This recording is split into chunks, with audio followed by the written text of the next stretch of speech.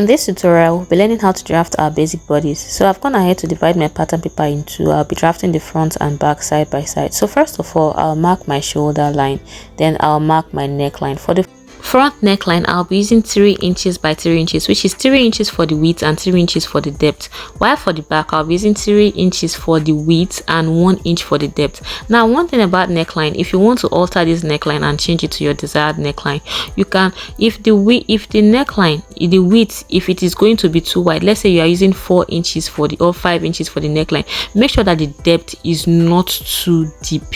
Then if you are using a very deep depth, make sure that the neckline is not too wide, the width is not too wide. So I've marked my 3 inches by 1 inch, sorry. Then I'll just connect it with my curve ruler. Now I'll come down for my shoulder slope. Now on my shoulder, I'll be coming down. For the back, I'll come down by 1 inch, then I will connect to the slope that I marked. I'll come down by 1 inch from the shoulder slope and connect from the neckline. Now for the front, I'm coming down by 1.5 for the shoulder slope. Yes, the front shoulder slope is usually deeper than that of the back, so that it will just fall and relax. So now, after that, I'll just go ahead and connect my neckline, and then I'll mark my armhole. Now to get my armhole, I'll be dividing my bust by 6. Then I will add 1.5. So if your bust is 36, you are going to divide what you have. 36, you divide it by 6, and then you add 1.5 to get your chest line. So I will first of all impute my chest line on the front, because the front has a smaller, we came down by 1.5. So I'll come down with my shoulder, the half of my shoulder measurement as well, so I will have a straight line. So I'll just come down by what I have. I had 7.3 when I divided mine, so I came down by the 7.3, and then I ruled a straight line.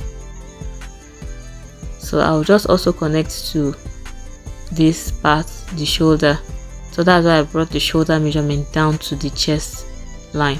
Now for the back, I will measure what I have and put it here, because if I decide to go up from here and put it direct, we're going to have a shortage. You know that the front is smaller than the front shoulder slope is much more than that of the back. So now I just brought it what I have from the starting all the way down and marked it. Now I'll just mark my shoulder measurement there as well, and then I'll rule a straight line and connect.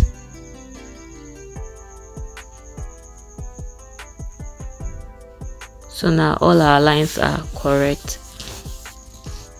So what I'll do now, I'm going to, from my chest line, I'm going up by 3 inches for the front, and then I'll come in by 0.75. Now you are supposed to divide it into 2, but for the front, you know that we came down by 1.5, so that's why I went up by 3.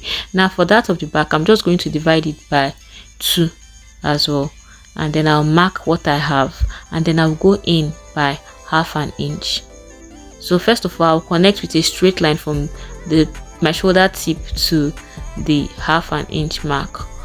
Then I'll go ahead to calculate for half of 1/4 of my bust measurement. Now I'm going to divide my bust in by 4, and then I'll mark what I have. I'll do the same for the back as well. So now for the back, I'm going to add an extra half inch for ease. I'll tell you why I added that. By the time I'm getting to that part, you understand why I added the half an inch is. Now I just connected it with my curve ruler. So now just make sure that everything is connecting, is aligning. So now I've gotten my chest measurements, which is my bust measurements. So on this bodice, I didn't mark any allowance at all. So now I'm going to mark out my bust points, and also mark my half length. Now the bust point is the shoulder to your nipple. So I'll just mark on a straight line and also mark my half length. Now note my front half length is 18, while that of my back is 16. Yeah. The front half length most times is usually longer than that of the back, depending on the person, because most times busty clients, their front half length is usually longer. So when you measure it, you see that there is a difference. So I'm just going to mark the half length of my back, which is 16 inches. Now note that there is a difference of 2 inches between the half length of the front and that of the back. Now from my bust point, I'm going to mark my nipple to nipple measurement. My nipple to nipple measurement is 4. Then I brought it down to my half length and I connected it with a straight line. So whatever your bust span measurement is, which is your nipple to nipple measurement, you just put it down from your nipple point down to your half length.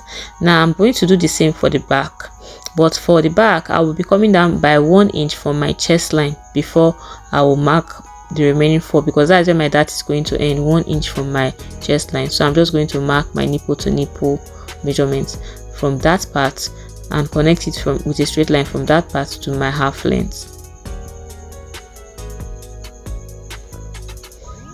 So now after connecting, I'm going to open up my dart, and for the dart it depends on the size of the person, like the size of the person's bust.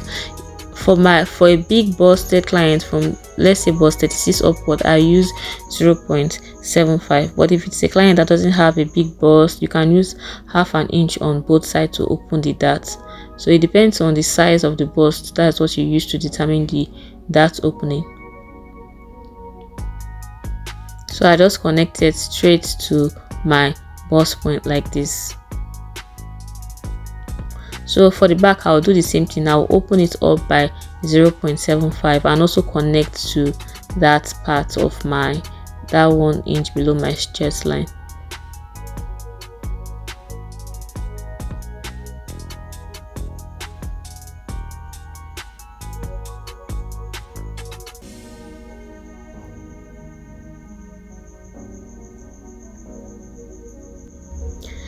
Now I'm going to add 1/4 of my waist measurement. So I'll divide my waist measurement into 4 and add what I have there on the waistline. So when I divide what I have, I'll mark it first of all. Then I'll measure what I took out for my dart. So this part that I took out, I'll measure it and then I'll add it back.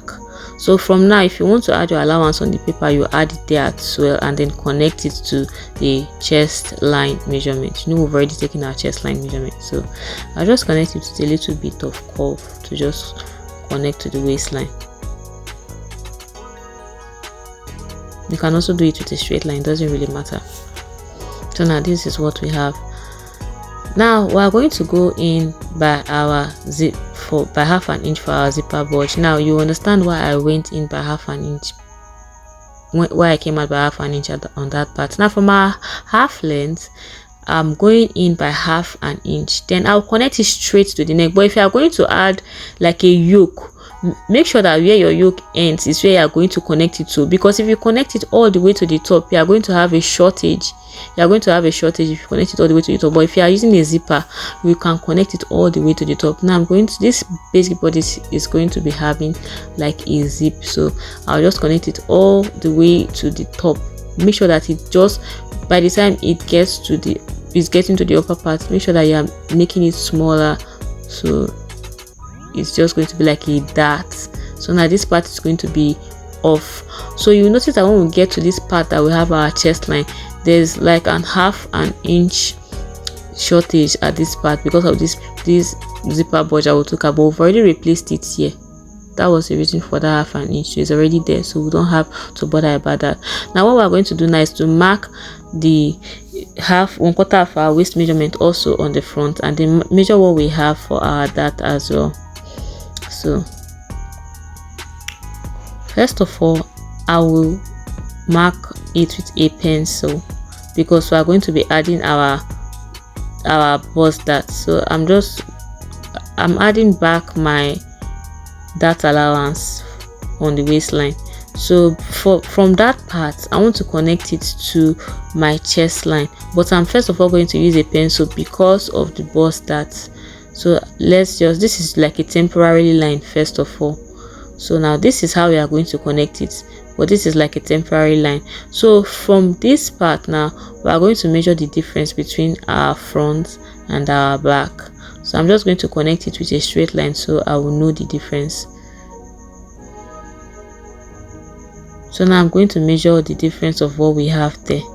So I have 2 inches. So I'm going to bring the 2 inches now to the part, our nipple point, on that part that we've already marked our temporary line. So from there, I'm going to mark the 2 inches for the difference between our front and our back. Then I'll connect it straight to my nipple points.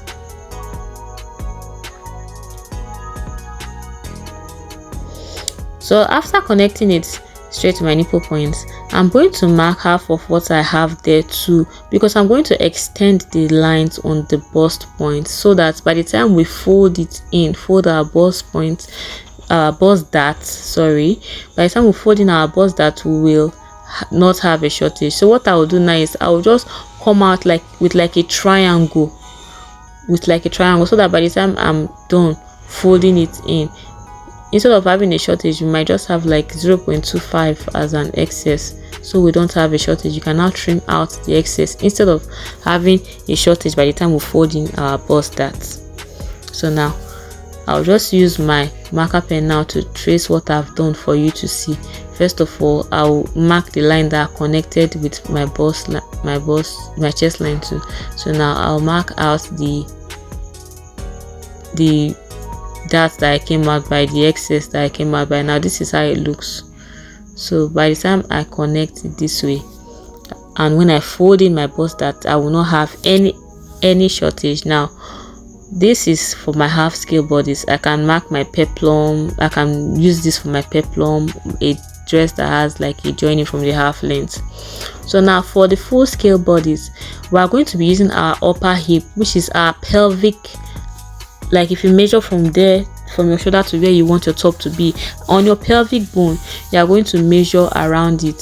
So from here now, from the half length, I'm adding extra 8 inches. It depends on how long or how short you want your top to be. You can add 7 inches, you can add 8 inches. Now I added 8 inches for mine.